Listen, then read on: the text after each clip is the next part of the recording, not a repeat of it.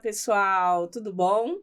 Hoje vamos falar sobre um tema urgente e necessário: a proteção da mulher e o enfrentamento da violência. Nosso convidado é o advogado criminalista Dr. Jorge Talarico.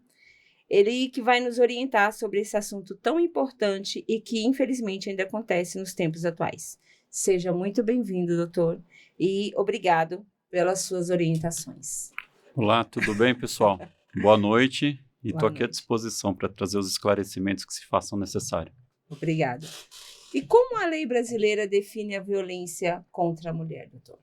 Na verdade, a violência contra a mulher sempre existiu, né?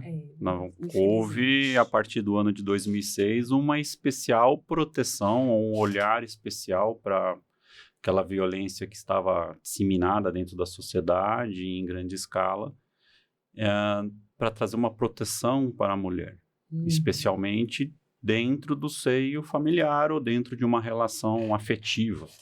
Né? Então, lá em 2006, foi promulgada a Lei Maria da Penha, famosa Lei Maria da Penha, maravilhosa, né? Que acabou introduzindo ali alguns incisos em alguns artigos do Código Penal, no qual trouxe essa especial proteção para a mulher. E a gente tem, assim, vários tipos de violência. É claro que a agressão física é mais comumente associada à violência contra a mulher, mas tem violência psicológica, patrimonial. Quais são os tipos, assim, que mais são usados, mais comum, né? Mais comuns hoje comum em é dia. agressão física, né? Mas Na verdade, assim, a agressão física é aquele que causa um maior trauma, né? Porque você tem a violência contra a mulher e muitas vezes pode até deixar sequelas, né? Sim. Mas aí você tem a violência patrimonial, violência moral, violência sexual e agora, né, recente, aí, tem 2 anos isso, foi instituído a violência psicológica. Em que pese a parte psicológica sempre estivesse protegida pela lei, né? Porque quando o artigo 129 fala sobre a lesão corporal, ela fala lesão corporal e a saúde. Né? Então, nessa parte, era introduzida a parte da dano psicológico. Sim. Hoje existe um artigo específico dentro do Código Penal, né, que é o 147B, que ali descreve quais são ou o que é a violência psicológica contra a mulher. Né? E aí, dali, passou-se a ter base do que o legislador buscava dentro de proteção com relação à violência psicológica. Tá, mas daí a mulher, ela sofreu uma violência e ela chega para denunciar. Como é que ela tem que fazer? Quais são os passos e qual o apoio que ela tem para isso?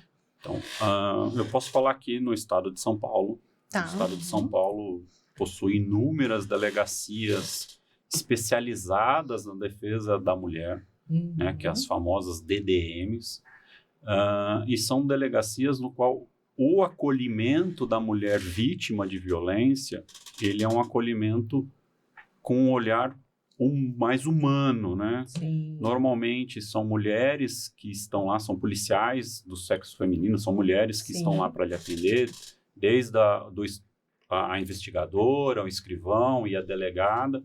Então, existe um olhar muito mais focado naquilo que a mulher está levando como violência. E o acolhimento disso é muito grande. Né? Na região central existe um lugar que chama Casa da Mulher Brasileira. Não sei se vocês já ouviram falar da Casa da Mulher Brasileira. Lá o acolhimento é grande. Lá na Casa da Mulher Brasileira, que é na região do Cambuci, a mulher consegue ter desde o atendimento psicológico, atendimento médico, além de ter dentro da Casa da Mulher Brasileira uma das delegacias de defesa da mulher, que é a primeira delegacia de defesa da mulher que fica lá. Né? Então, a mulher tem um acolhimento. E esse acolhimento não é só para a mulher, também para o filho, para os filhos, que ela sim, possa estar levando também, junto? Sim, mas esse acolhimento, mas para que ele tenha um atendimento dentro desse todo, ele precisa de alguma forma ter vivenciado a violência também. Sim. Né? Então, se ele estava no momento da violência, se ele presenciou, se ele de alguma forma também foi violentado dentro né? Estou falando com relação a uma agressão Uhum. física Sim. ou uma agressão psicológica também. Essa criança também ali vai conseguir um encaminhamento para um atendimento psicológico dentro da rede municipal ou estadual. E se ela não tem para onde ir? Então, quando ela não tem para onde ir, hoje o Estado ele busca esse auxílio para que ela consiga sair da residência e ela ter ali uma proteção. Sim. Existem duas formas dentro disso. Uma vez que ela narra uma violência consistente, e a gente precisa falar se é consistente ou não o que ela Sim. está narrando, para evitar falsas denúncias, claro. Lógico. Quando ela narra uma violência consistente, o delegado, a delegada que está ali assistindo ela naquele momento, que está tomando o depoimento dela, vai fazer um relatório e vai solicitar à justiça a medida protetiva, Sim. certo? E dentro dessa questão da medida protetiva, o que se mais busca com a medida protetiva é que a violência se cesse. Tá?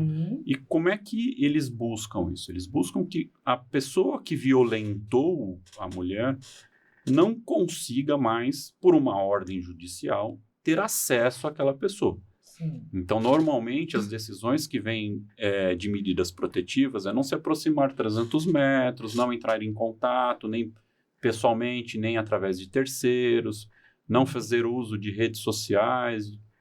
Vai Isso. e elencam ali uma série de medidas para que evite que aquela pessoa que provocou uma violência contra outra, né, contra essa mulher, de alguma forma acesse ela. Então, a partir do momento também que ela acaba estando, não podendo chegar perto mais dessa mulher, ela vai continuar dentro do lar, ela vai ter acesso a aquelas questões básicas para onde ela morar, então ela teoricamente Sim. não precisaria se deslocar da onde ela está, porque ela tem o direito de permanecer dentro do lar, né? E o agressor que é retirado do lar. Né? Então, esse a princípio, aqui no Brasil, é o que se faz. Certo. Há uma situação muito interessante no exterior, onde foi criado um seguro para a mulher, caso ela seja vítima de violência. Nossa. E aqui no Brasil isso não tem. Caramba, né? eu nunca tinha ouvido falar disso. E o que é esse seguro? Na verdade, quando a mulher ela é violentada e ela vive numa situação de agressão, muitas vezes ela acaba não deixando o lar ou ela não sai daquele ciclo da violência porque ela tem uma dependência financeira Sim. do agressor. Sim. Exatamente. Ela É tem uma difícil violência- de ela denunciar por conta disso. E isso muitas vezes, né? Muitas vezes Às não. vezes Existe- até denuncia, mas aí depois Mas ela volta acaba- atrás ela Volta acaba- por atrás. conta de não De ter pra onde dependência ir. financeira, Exato, né? ela Sim. acaba voltando atrás porque ela não tem como subsistir. Sim. Né? Então, no exterior, tem um seguro que a mulher faz, que é para que quando ela é vítima de violência, ela tenha pelo menos 6 meses de renda necessária para que ela consiga deixar o lar. Caramba. Então, é feito um cálculo aproximado de quanto seria um aluguel, né? Não é um aluguel social, né? Não um aluguel Sim. de um lugar Sim. de luxo, mas Sim. um aluguel, a subsistência dela e das crianças. Então, tem um cálculo que é feito e essa mulher faz um seguro que está dentro dessa condição. E quando uma pessoa vai denunciar, né, fazer o boletim de ocorrência, tem algumas provas, tem o corpo de delito, você pode levar prints de redes sociais, né? Mas qual seria, assim, o erro mais comum das vítimas ao fazer o boletim de ocorrência? Tem alguma coisa que... Não, é assim, vamos lá. Quando você faz o boletim de ocorrência, vamos dizer que a pessoa tenha sido vítima de uma violência física. Violência física são aquelas que deixam vestígio. Sim. Né? Então, Marcas. existem marcas. Então, quando você faz o boletim de ocorrência, lá no dia que você faz o boletim de ocorrência, te entregam um pedido para que você vá a um instituto de criminalística, um IML, fazer o exame de corpo de delito. Tá? Tá, então, o ideal seria... Desculpa. Perdão. O ideal é que você tão logo saia da delegacia, você imediatamente vá fazer o exame de corpo de delito. Porque as marcas estão presentes. Você consegue demonstrar o grau de violência que você sofreu. Se é uma violência leve, moderada ou grave. É lá no Pérola Byton, né? Lá no Pérola Byton. Tem no Pérola Byton, mas também existem outros IMLs espalhados por São Paulo. Você não especificamente tem que ir lá. Né? Você pode ir em qualquer um. Um mais próximo, né? No mais próximo da sua região. Sim. Mesmo quando a denúncia online tem esse pedido, não. Então, o ideal é ser presencial. A denúncia online não aceita que você faça uma denúncia de violência física. Sim, lógico. Você, obrigatoriamente, você tem que comparecer a uma delegacia. Na denúncia online, vai aceitar que você faça um boletim de ocorrência de ameaça, de perseguição, mas não de violência, porque violência deixa vestígio, uma vez que deixa vestígio, você precisa fazer prova do vestígio. Se você não faz prova do vestígio, e aí que você me perguntou qual é um erro comum, o erro comum é deixar para fazer você toma a iniciativa de fazer a denúncia, de fazer o boletim de ocorrência, mas você deixa de auxiliar a polícia nas provas necessárias para buscar uma condenação daquela pessoa que lhe agrediu. Então, a pessoa faz o boletim de ocorrência, mas ela não faz o IML. Mas aí, no caso, quem solicita esse exame no IML? É o delegado que me dá eu vou lá, faço a denúncia, o delegado me dá um documento para eu ir até o IML fazer o corpo de delito. Exato, ele vai te entregar uma cópia. Ou a delegada, no caso. Normalmente uma delegada, mas pode ser um delegado também. Sim. Ela vai lhe entregar uma cópia do boletim de ocorrência e vai lhe entregar uma solicitação em 2 ou 3 vias do IML, para que você vai fazer o exame de corpo de delito. Né? Então, se você é vítima de uma agressão física e você denuncie, gente. Você denunciou. Por favor, gente, denuncie. E você fez o boletim de ocorrência, vá fazer o exame de corpo de delito. Sim. Não tem como eu chegar no IML e falar assim, eu quero fazer um corpo de delito aqui sem ter esse documento. Não, você necessariamente precisa ter passado pela etapa anterior. Né, da delegacia fazendo um boletim de ocorrência. Que é da delegacia. Você pode, porventura, né, claro, a gente não sabe qual é o nível de agressão que a pessoa pode ter sofrido. Sim. E muitas vezes essa pessoa está tão machucada que ela não consegue ir a uma delegacia, ela necessariamente precisa passar por um atendimento médico antes. Sim, sim. Né? Todo aquele documento médico do atendimento, de como ela chegou, de todo o tipo de tratamento que foi passado por ela, tudo aquilo serve como prova da violência sofrida. Sim. Né? Então, existem mulheres que ficam internadas e que ficam tempos dentro do hospital por conta, fazer cirurgia. E elas ficam tempos dentro do hospital. E aí, só depois que ela tem a alta, ela consegue efetivamente fazer o boletim de ocorrência. É claro que, quando uma mulher chega vítima de violência num hospital, o hospital obrigatoriamente chama a polícia militar. Existe uma determinação interna de que, uma vez que a mulher chegue lá vítima ou narrando que foi vítima de agressão, ou por mais que ela esteja contando que caiu da escada, mas que as pessoas percebam que não é isso, que não é isso, e que ela não está trazendo toda a verdade ali, e que está tentando proteger de alguma forma aquele que agrediu ela, o hospital obrigatoriamente chama a polícia militar para que faça aquele primeiro atendimento àquela mulher vítima de violência, uma vez que ela está procurando assistência dentro do hospital. Estupro, tudo isso passado pelo médico, né? No caso, a mulher vai lá no hospital, faz, né, o tratamento e depois a polícia o médico já encaminha ali para... O que você precisa entender assim, uma vez que a violência foi tão grave que ela primeiro precisa ir ao médico, ela deve fazer isso porque ela tem que preservar a saúde dela. Com certeza, certo? Lógico. Mas se a situação não é essa, ela deve primeiro procurar as autoridades públicas, procurar uma delegacia da mulher. Na verdade, assim, ela pode ir a qualquer delegacia. Todas as delegacias estão aptas, estão prontas para dar acolhimento para aquela mulher. Certo. Né? Agora, se eu puder orientar, vá a uma delegacia de defesa da mulher. Sim. Porque são delegacias que têm uma visão mais humana, né? e normalmente esse atendimento é feito também por mulheres. Sim. Né? Então, o acolhimento é muito maior, as pessoas têm uma predisposição a te escutar, e pelo fato de todos os dias estarem vivenciando delitos de violência contra a mulher, dependente da sua tipificação, elas têm um olhar mais apurado, um ouvido mais apurado para conseguir extrair as verdades daquilo que também aconteceu. a mulher, às vezes, confia mais, né? Vendo a mulher ali no meio, né? Às vezes elas conseguem se abrir mais do que, às vezes, sendo atendidas por um homem. É porque Elas é ficam muito mais complicado. tranquilas, Sim, né? sim, com Ficam mais certeza. Porque é tranquilas, com muito certeza. tenso entrar numa delegacia. Sim. Para quem está acostumado, advogado, esse pessoal que está acostumado é uma coisa. Agora, a mulher que nunca foi para uma delegacia, entrar lá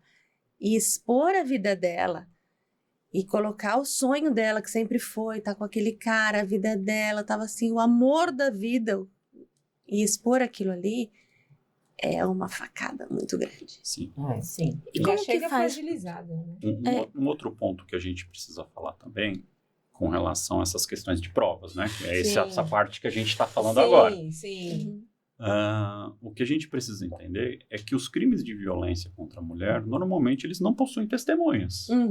Né? Eles acontecem dentro do quarto, dentro de uma casa, onde só tem duas pessoas. Sim. Né? O agressor e a vítima. É o agressor e a vítima. Então, aqueles crimes que não deixam vestígios, que são os crimes de violência psicológica, né? De ameaça, a palavra da vítima, que é a mulher nesse caso, tem um especial relevo, tem uma especial importância dentro do conjunto probatório. Sim, com né? certeza. Então, não é que só a palavra da vítima basta para uma condenação, mas ela tem um peso. Ela tem um peso maior dentro do conjunto probatório. Certo. Né? Então, tu sofreu uma ameaça dentro de casa do meu namorado ou do meu marido. E eu quero denunciar, mas eu fico com receio de fazer porque só estavam nós dois.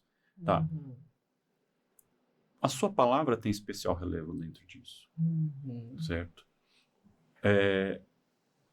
E aí, as outras atitudes que você toma demonstra aquilo que você também viveu. Né? Então, a pessoa te ameaçou, você contou para uma amiga, você contou para um parente, você pediu uma orientação, e aí você vai lá e faz a denúncia. Então, você tem um caminho para chegar na denúncia.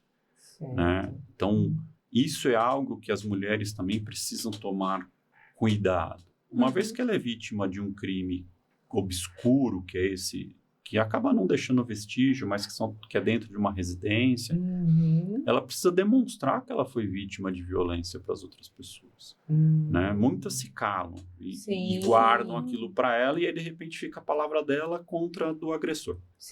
Né? Mas se você é vítima de violência, você tem a sua confidente, a sua amiga confidente, ou um parente que você conversa, leve essa situação para essas pessoas. Porque são essas pessoas que vão dar a segunda contraprova daquilo que você está denunciando. Ou até mesmo fazer você acordar para que é uma violência. Porque muitas vezes a violência psicológica, a mulher não entende que é uma violência, né? Ela vai se achando culpada, o jogo vai se virando contra ela. E ela acaba num... Aqui, o que eu estou falando, assim, eu já estou levando por base que é uma violência. Sim. Né? Eu não vou entrar nesse meandro da discussão se é ou se não é. Essa forma já é também uma forma da pessoa orientar, não, busca ajuda, né? Então, mas também eu estou indo mais pelo sentido de que já está constatado que é uma violência. Então, você demonstra isso com as outras pessoas. Tá, e daí uma vez a gente já fez o boletim de ocorrência, ela já conseguiu a medida protetiva. O que que ela tem de benefício, de ajuda com a Lei Maria da Penha? Então, na verdade, a medida protetiva, ela já é um benefício da Lei Maria da Penha, Sim. né? O afastamento do agressor do lar, esse já é um dos benefícios. Você não tem nenhum benefício financeiro.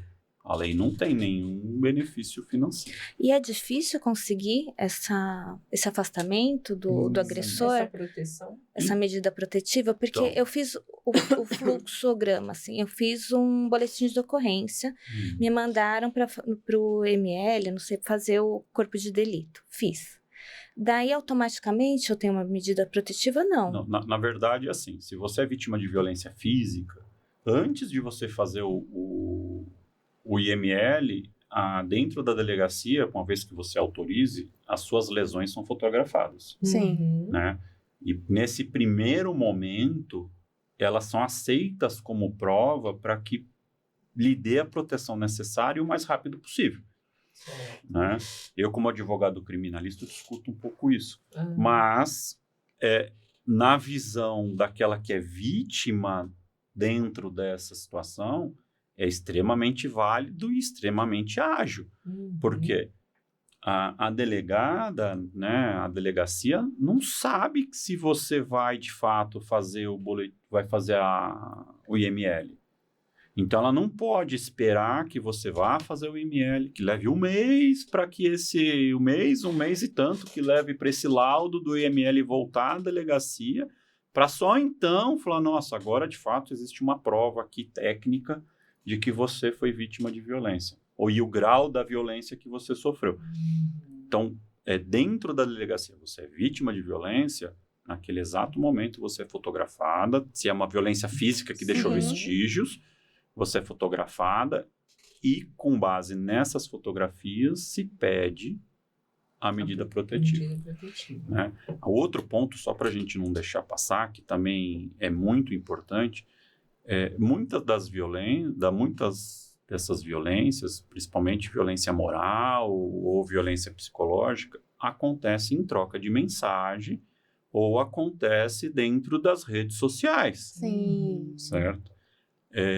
Para esses crimes de natureza obscura, ou que aconteceu dentro das redes sociais, né, dizendo que um WhatsApp também seja uma rede social, né, mas é um canal de comunicação, de troca de mensagem, é super importante vocês tirarem os prints de toda essa violência que você sofreu. Não importa onde. Não importa se foi no WhatsApp ou se foi no Instagram, por exemplo, num comentário que foi feito num post ou lá no direct, no famoso direct. É super importante que você tenha os prints disso. Se você é uma pessoa um pouco mais fria e quer fazer uma prova técnica sobre aquilo que você está vivendo, e você tem condições financeiras, e aí a gente precisa falar sobre isso, vá fazer uma ata notarial. Você vai ter uma prova técnica de comprovação de uma pessoa que tem fé pública. Então, ela vai atestar que aquilo que você está dizendo que é um print de WhatsApp, ela olhou o seu telefone e fala, de fato, esse print corresponde à veracidade. Então, mas isso custa, aqui em São Paulo, uma ata notarial é caríssima. Entendeu? Começa em R$800 a primeira página, mais 400, R$500 cada uma das páginas. Caramba, muito caro. Exato. Para as conversas de WhatsApp, existe uma ferramenta, que é um site que chama Verifact. Tá? E dentro desse site, ele possibilita que você abra o WhatsApp Web dentro do site e ele faz uma gravação do seu WhatsApp Web. Então, você vai subindo a conversa, você põe o áudio, ele vai fazendo um vídeo. São vídeos de 30 minutos. Então, a pessoa me ameaçou num áudio, mas e o que eu faço? Não. Então, você entra lá, abre ou faz essa interface do site desse que se chama Verifact e você faz um vídeo do áudio passando. Ele mandou 4 ou 5 áudios. Tá bom, você faz o vídeo. Abre o primeiro, abre o segundo, abre o terceiro. E vai gravando. E vai gravando. E isso tudo explicativo. O próprio site te ensina como fazer, você não precisa de um técnico em informática para fazer, né? Ele é autoexplicativo e qualquer pessoa consegue, uma vez que siga o passo a passo, consegue fazer. E por que eu falo isso? Porque isso vai te dar uma prova técnica incontestável.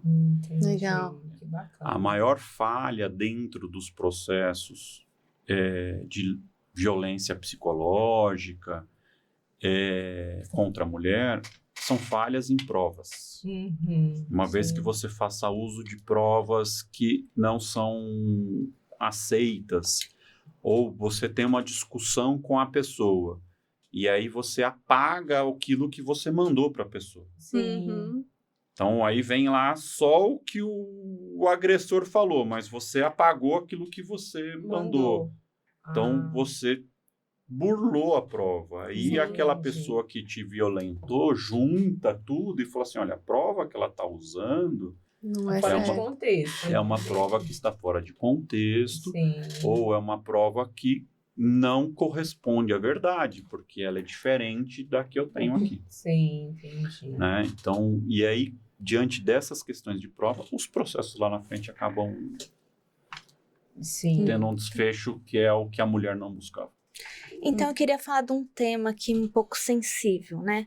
Porque geralmente, às vezes eu converso com alguns amigos, eles falam, mas tem prova falsa, tem denúncia falsa, né?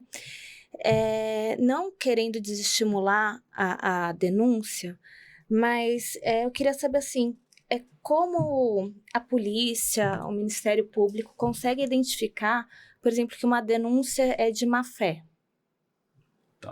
Vamos Já lá. tem um dolo, assim. Num primeiro momento, a polícia só vai conseguir identificar se for algo gritante e grotesco. Né? A pessoa está... Aí eu estou tomando pela visão de que é uma denúncia falsa, tá? Então, aquela suposta vítima está lá narrando uma situação, mas só que aquilo que ela narra por si só já não tem sustentação fática, verídica daquilo que ela está narrando. Então, essas delegacias de defesa da mulher, elas têm um especial olhar dentro disso. E elas conseguem muito bem Tem uma sensibilidade. Tem uma sensibilidade. É claro que elas buscam a proteção da mulher a qualquer custo, né? Elas tentam, a qualquer custo não, mas dentro da lei, de qualquer forma dentro da lei, dentro daquilo que a lei protege a mulher. Mas elas têm um especial olhar dentro dessa situação que você está me perguntando sobre as denúncias falsas. A outra forma de você demonstrar que é denúncia falsa é como esse exemplo que eu acabei de dar com relação à prova. A mulher diz que foi vítima de uma agressão porque o namorado xingou ela de alguma forma, ou injuriou-la, né? Falou assim, olha, você é isso, ou você é aquilo. Mas só que ela apagou as conversas e, na verdade, antes ela já tinha ofendido ele e ele, de imediata postura, retrucou com uma agressão. Né? Isso na lei existe uma proteção quando você está dentro de uma discussão, que a pessoa te ofendeu e você retrucou. Né? Isso é uma denúncia falsa, porque ela levou só a parte de que ela foi vítima. Outras denúncias falsas comuns. Pessoas que estão se separando. Pessoas que estão se separando. Quando eu tenho amigos que estão se separando, eu falo, olha, toda a sua comunicação a partir de agora você tem que tomar muito cuidado. Porque você não sabe da índole da pessoa, porque você está se separando. Ela é uma mulher maravilhosa, mas você não sabe como vai ser, você não sabe como ela está vivendo aquilo dentro desse momento. Então, existe muita denúncia falsa para que o cara deixe o lar e a mulher fique no lar dentro da separação. Existem hoje, infelizmente, algumas mulheres que acabam se relacionando com alguns homens que têm um pouco mais de condição financeira e criam uma situação para que o cara deixe a casa dele e ela fique. Né? Então, isso não é um desestímulo, isso daí é exceção. Mas, infelizmente, acontece. E quando isso vem à notícia, acaba desestimulando muitas mulheres que são de fato vítima de violência a não ir denunciar. Ou aí não buscaram uma assistência do Estado com relação àquilo que ela vem vivendo. Assim como a mulher também, né? Que às vezes está se separando, o homem também vai lá e tenta fazer de tudo situações, né? Criando situações para que ela também não tenha condições de ficar com os filhos, de ficar com a casa. Então tudo isso tem que ser muito bem documentado para ela poder correr atrás dos direitos, né? Hoje isso é encarado até como um negócio, né, um termo em que pese não existe um artigo com relação a isso, que é a violência judicial, né? Então, existem muitas mulheres que acabam sofrendo uma violência judicial. Exato. Onde o agressor não agride ela fisicamente ou moralmente, mas só que ele começa a fazer tantos processos por tantas coisas contra aquela mulher que ela começa a ficar acuada. Dá uma instabilidade emocional, né? Sim, Da você acaba gerando uma violência psicológica através dessa violência jurídica. Exato. Né?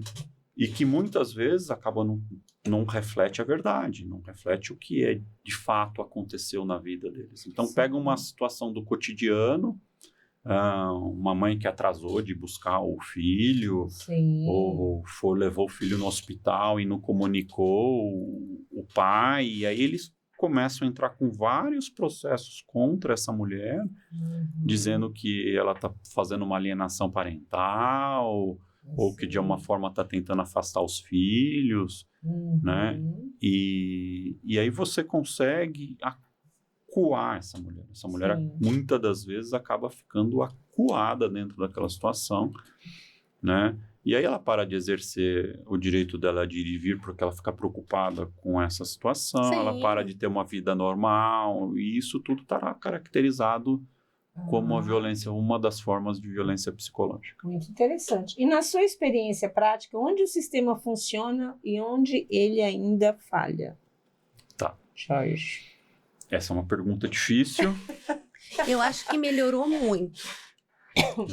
De quando começou, em 2006, para agora, são 20 anos. Eu acho assim, hoje há uma conscientização da mulher de que ela tem que buscar ajuda. Sim. Com campanhas, né? Com campanhas massivas e Isso, e mesmo acho que assim a internet até ajuda você localizar onde tem delegacia da mulher, né? Eu acho que a informação está mais acessível. Está mais acessível. Tem muita gente falando sobre o assunto, muitas mulheres extremamente competentes falando sobre o assunto. Mas ainda está falho. Então, a falha ainda está na desinformação com relação à proteção que a mulher pode ter uma vez que ela é vítima de violência. A falha está na deixa para lá da família, Não, isso dizendo é que ela tem que aceitar aquilo que ela tem que viver. Sim. Né? Então, eu acho que dentro daquilo que a gente acaba vivendo, a subnotificação é a maior falha. Né? Aquela pessoa que é vítima da violência, e a grande questão é a seguinte, a violência ela é um ciclo, né? Então, ele vem o ciclo da lua de mel, a tensão, a violência, a lua de mel, tensão, violência. Sim. Então, esse é o ciclo da violência. Né? Então, infelizmente, existem muitas mulheres que uma vez que ela entra na fase da tensão, ela acaba provocando a violência para voltar rápido para a fase da lua de mel. Porque ela já está, infelizmente, numa psicopatia. Sim. Né? Ela já está tão vítima daquilo e tão dependente emocionalmente daquilo que ela está vivendo, que ela acaba provocando, mesmo que inconscientemente, que aconteça o ciclo mais rápido. Então, ela vive uma fase de lua de mel. Quanto dura? 1 mês, 2 meses, 1 ano. Cada um está dentro de um ciclo de violência. E ela entra numa fase de tensão, mas ela não consegue mais viver dentro da fase de tensão. Então, ela gera o gatilho para que passe pela violência. E aí não estou dizendo que seja uma violência física, mas pode ser desde uma violência física, psicológica, o que seja. E aí você volta para a fase de lua de mel. Quanto dura? Mais 1 mês, mais 1 ano. E a mulher acaba, infelizmente, vivendo dentro desse ciclo. E ela aí não notifica. Então, quando ela vai notificar, ela fala assim, eu tenho esse relacionamento há X anos e eu há tanto tempo passo por essa situação. Hoje eu não suporto mais. Esse é o relato mais comum que tem. Sim. E não é daquela pessoa que, eu estou dentro de um relacionamento há tanto tempo e essa é a primeira vez que acontece e eu estou aqui denunciando.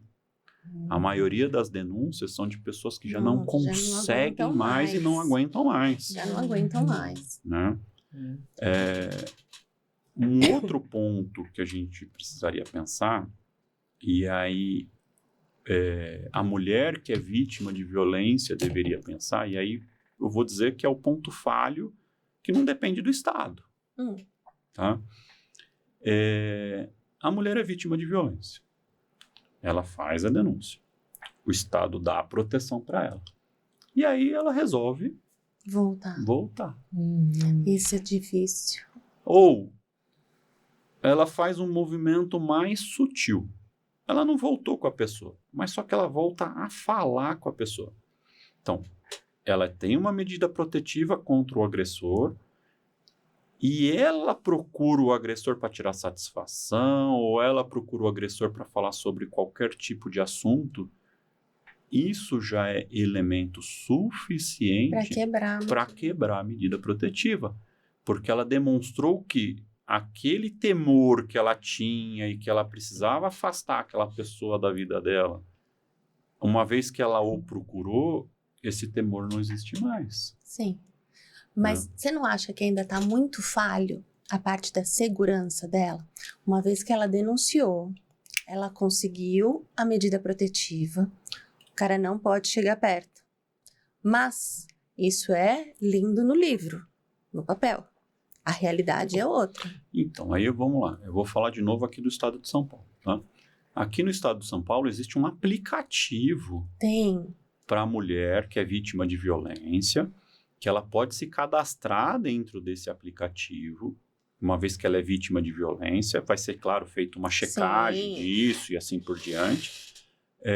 E dentro, frases, exato. Né? E dentro desse aplicativo, ela consegue pedir ajuda mais rápido, ela tem um canal direto com a Polícia Militar dentro desse aplicativo, tanto é que é um aplicativo da própria Polícia Militar, que presta esse atendimento, que existe uma especial olhar para as informações com relação a isso. Então, ela não precisa pegar o telefone dela, discar 190 para fazer a denúncia para alguém vir. Ela consegue ali, no aplicativo, mexendo no celular, através desse aplicativo. O cara pode olhar e ele vai falar assim, o que você está fazendo? São frases assim, aleatórias, nada demais, de coisa, bom dia, que você tem um dia maravilhoso. São coisas assim, nada a ver, que ela pode clicar ali. Mas eu já sofri violência, eu já tive tudo, e eu acho que a segurança da mulher ainda é muito falha.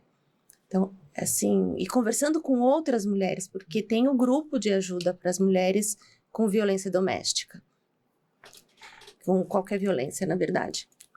E nesse grupo, o que a gente conversando, o que a gente achava era que uma vez que conseguiu isso, que esse agressor usasse uma tornozeleira, para pelo menos a gente ter noção se ele chegou perto de casa, porque muitos, eles infringiam. Então, tinham muitas mulheres que passavam ali naquele grupo e contavam que o cara infringiu, que apareceu ali, que ela apanhou novamente. Então, assim, eles entravam daí com um recurso que ele infringiu a medida protetiva. E muitas vezes você não se sente segura. E a GCM, ela passa todos os dias para visitar a mulher que tem a medida protetiva. E a GCM fala, eu tô aqui para te ajudar, mas você precisa tomar cuidado. Porque é o momento que eu saio daqui, você nunca chegue perto, se você viu, você já chama. Então, assim, o atendimento da GCM é maravilhoso. O aplicativo da Polícia Militar, ele é bom, é legal, mas ele ainda não funciona. Mas eu acho brando. Eu acho brando a penalidade para um homem que mata uma mulher, esse tipo de... A Polícia Militar verdade, demora 1 hora para te atender no mínimo. e ela dá risada na mulher. Então, assim, aí já é- A polícia militar ainda não está preparada. Eles estão melhorando isso. Acho que de 2006 até 2026, isso já melhorou muito. Mas a teoria é linda. A prática ainda precisa muita coisa. A mulher precisa de muito mais ajuda. É que, assim, infelizmente, né, o que a gente tem que pensar é que o Estado, né, que é o detentor da violência, né, para combater a criminalidade, infelizmente, ele tem uma capacidade também limitada, né? Então, todos nós temos que nos proteger. Sim. E o Estado, ele vem buscando com ferramentas, o aplicativo, aqui a prefeitura que faz a GCM que faz essas visitas. São fantásticas. Você entendeu? Eles buscam, de alguma forma, dar assistência e dar o amparo necessário para a mulher. Agora, são milhares de mulheres que, infelizmente, são vítimas de violência. Ainda, né? Infelizmente, Não é um Ainda. número cresce pequeno. demais. Não é um número pequeno. E a tendência é o número crescer cada vez mais. E por que a tendência é cada vez mais crescer? Porque a mulher, ela está se conscientizando que ela precisa se proteger. Na verdade, Né? tem uma subnotificação, né? Não é que a violência está crescendo, é que Não. ela está sendo mais notificada, Na verdade, talvez. o que está acontecendo é que Acordando, está ocorrendo a notificação. Porque a violência sempre existiu. Sim. Sim. Né? A Sim. violência sempre existiu. A única coisa, Elaine, que você falou é com relação à Penalidade. penalidade. Uhum. Né? No caso de feminicídio, foi criado um artigo específico para morte da mulher dentro de questões familiares ou dentro de um vínculo afetivo, né? Que é o 121A, que é lá matar mulher dentro dessas condições, né? Pela condição dela de mulher ou porque ela está dentro de uma situação, de uma relação, onde a pena já parte de 20 a 40, né? Sendo que o crime de homicídio simples, ele é de 8 a 20.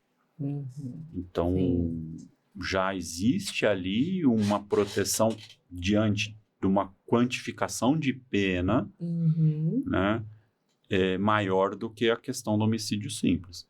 É claro que toda mulher que é assassinada, ela é vítima de feminicídio? Não. Lógico que não. Certo. Sim. Mas uma vez que seja aquele que ceifou a vida dela, vai responder por um crime específico, cuja penalidade ela é o dobro, quase o triplo, do que a de quem responde por um crime comum. E quem agride? Crime comum de homicídio. De né? homicídio. E quem agride? E o agressor? Qual é a penalidade dele? A pessoa vai lá, bateu, ela paga uma fiança e vai embora para casa? Então, quando você tem os crimes contra a mulher, até pela própria Lei Maria da Penha, são crimes inafiançáveis, né? Então, o agressor não consegue sair pagando fiança. Ele acaba saindo se ele ostenta as condições necessárias para que ele possa sair. Né? E muito disso vai do grau de violência, se é uma violência leve ou se é uma violência grave ou gravíssima. E dependendo do grau de violência ou do grau do crime, né, a segregação dele se faz necessária ou não. Né? E qual é o contexto daquilo que aconteceu. Então, você fala assim, Jorge, a regra é a prisão? Não. A regra no direito penal é a liberdade e responde em liberdade. Sim. Né? Você tem um processo justo no qual você responde em liberdade. Você só é segregado da sua liberdade uma vez que se faz necessário e que os requisitos lá do 319, que são os requisitos da prisão, 312, que são os requisitos da prisão preventiva, se estão presentes. Sim. Né? E essa pessoa aí acaba sendo segregada. Gente, o assunto tá rendendo, mas tem que acabar, Mas né? a gente tem que finalizar aqui o programa, gente. E assim, para finalizar, Jorge, qual a orientação jurídica básica toda mulher deveria saber antes de denunciar? Preservar as provas. Boa. Eu acho que essa é a orientação. A primeira situação é assim, denunciar. Sim, claro. Certo? Denunciar. porque é isso que vai lhe fazer sua vida ficar segura, certo? A outra questão é preservar as provas da violência que você sofreu. Seja ela física, vá fazer o exame de corpo de delito, vai o IML fazer o exame, seja ela psicológica, uma vez que você faz toda essa proteção que a gente falou sobre as questões de mensagens e assim por diante, seja ela sexual, porque aí você vai fazer o exame de corpo de delito do mesmo jeito, ou de repente você é encaminhada a um hospital específico para fazer esse exame, ou patrimonial, uma vez que você demonstre o dano patrimonial que você acabou sofrendo. Preservem as provas. Tomem cuidado com essas questões das provas. Né? Sim, prescindível. Existe uma situação, né, que até foi a lei Mariana Ferrer, né, que é a questão de você revitimizar a vítima de um caso que teve de um suposto estupro dentro de um beach club lá em Jurerê Internacional, em Florianópolis. Eu lembro disso. E a Mariana Ferrer, por mais que ela dissesse que ela era vítima de uma violência, não ficou constatada a violência que ela teve, que ela sofreu, e os atos que ela teve pós ela ter supostamente ter sofrido uma violência sexual não condiziam com aquilo que normalmente uma mulher que é vítima dessa violência acaba fazendo, né? O movimento natural e normal. Então, uma vez que você é vítima, preserve as provas, faça a denúncia imediatamente. Isso é o que vai dar a garantia de que você vai ver aquele agressor, aquela pessoa que ali agrediu de alguma forma, responder por esse crime que ele cometeu. E não volte atrás, né? E não volte atrás. Umas Tá flores certo. não são para você voltar atrás, Não. pelo amor de Deus. Então, Exato. doutor Jorge, muito obrigada pela sua participação e por dividir informações tão importantes com a gente, né? Para você que nos acompanha, denunciar é um ato de coragem e você não está sozinha. Tá bom, gente? Muito obrigado. Diz que 180 para Central de Atendimento à Mulher e 190 para emergência, se precisarem. Espero que não precise. Mas se Tá precisar, tamo junto. E você não tá sozinha. É Tá? isso aí, gente. Muito Obrigada, obrigado. vamos. Gratidão. Tchau, tchau, boa noite. Muito Tchau, obrigada. obrigada. Tchau, tchau. Tchau, tchau.